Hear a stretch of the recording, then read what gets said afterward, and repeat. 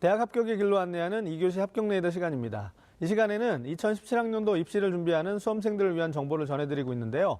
오늘은 어제에 이어 자연계열 수험생들이 많이 희망하는 생명과학과와 생명공학과에 대한 수시 지원 전략에 대해 알아보도록 하겠습니다. 자, 합격 레이더 첫 번째는 생명공학과와 생명과학과에 대한 학과 이해입니다. 두 학과의 이름이 비슷해서 많은 학생들이 비슷한 학과라고 생각할 수 있는데요. 두 학과의 성격이 다르기 때문에 지원할 때 학과에 대한 이해를 분명하게 한 후에 지원하는 것이 필요하겠습니다. 자, 일반적으로 질병의 치료와 예방은 생명과학에서 기초를 다지며 많은 연구를 합니다. 하지만 실질적 응용과 생산은 생명공학 분야의 일입니다. 백신과 질병 발생 및 또 치료의 원리와 예방법을 공부하고 싶다면 생명과학과에 지원하는 것이 바람직하고, 실질적인 응용과 처리 방법 등에 대한 공부를 원한다면 생명공학과에 지원해야 합니다. 조금 더 구체적으로 설명을 드리면 생명과학은 순수 자연과학 학문으로 생물과 생물에 의해 일어나는 현상들을 연구하는 학문인데요. 분류학, 생태학, 생리학, 미생물학, 유전학 등이 있습니다.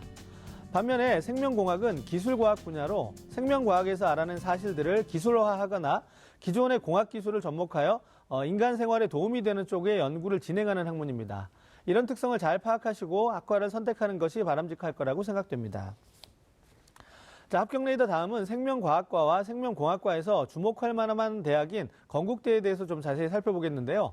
건국대는 이번에 프라임 사업의 일환으로 올해부터 생명과학과 정보통신기술을 융합한 KU융합과학기술원을 설립했습니다. KU융합과학기술원은 미래 산업에 필요한 고급 전문 인력을 배출하기 위해 학부와 대학원을 연계한 곳으로 2017학년도 수시 모집에서 첫 신입생을 선발합니다. 바이오 생명공학 분야와 융복합공학 분야 학과를 중심으로 신설된 KU융합과학기술원에는 프라임 선도학과인 줄기세포 재생공학과에서 43명, 의생명공학과, 화장품공학과, 미래에너지공학과, 스마트 ICT 융합공학과, 스마트 운행체공학과에서 각 40명, 시스템 생명공학과, 융합생명공학과에서 각 45명 등 총 8개 학과에서 333명을 모집하고 있습니다. 건국대 KU융합과학기술원은 학생들을 위한 장학금의 규모도 대폭 확대했는데요. KU융합과학기술원의 4+1 과정에서 일반 대학원 석사과정 입학생 전원에게 전액 장학금을 지급하고요.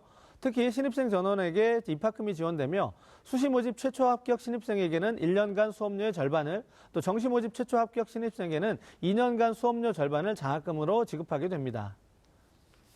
자, 건국대를 통해 생명과학과 생명공학 관련 학과에 대해서 좀 자세히 살펴보았는데요. 두 학과에 대한 자연계열의 학생들이 관심이 높은 만큼 매년 두 학과의 경쟁률은 높습니다. 그렇기 때문에 합격을 장담하기가 쉽지 않을 수 있습니다. 만약 이러한 학과에 진학하고 싶은 생각이 크다면 수시 6회에 포함되지 않는 과학기술원에 도전해보는 것도 좋은 전략이 될 거라고 생각합니다.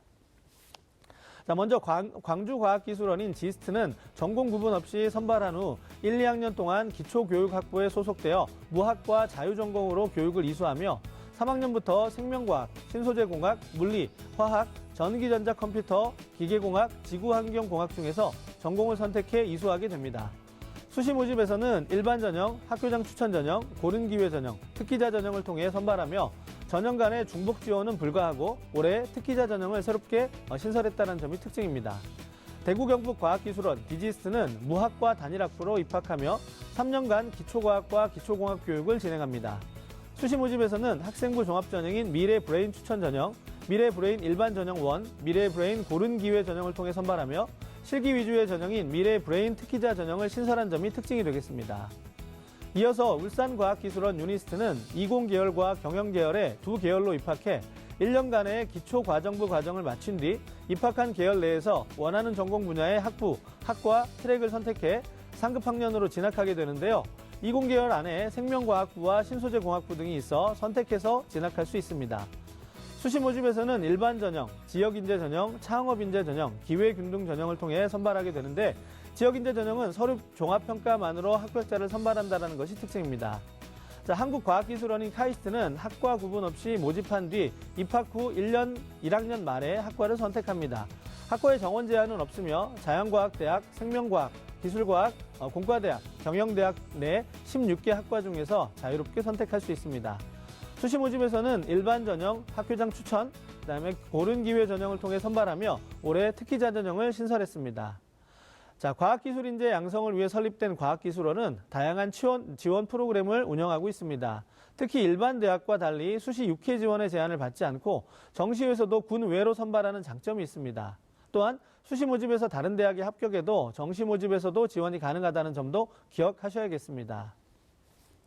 자, 2교시 합격 레이더, 오늘은 자연계열 생명과학과와 생명공학과의 수시 지원 전략에 대해 알아보았습니다. 지금까지 윤상영의 합격 레이더였습니다.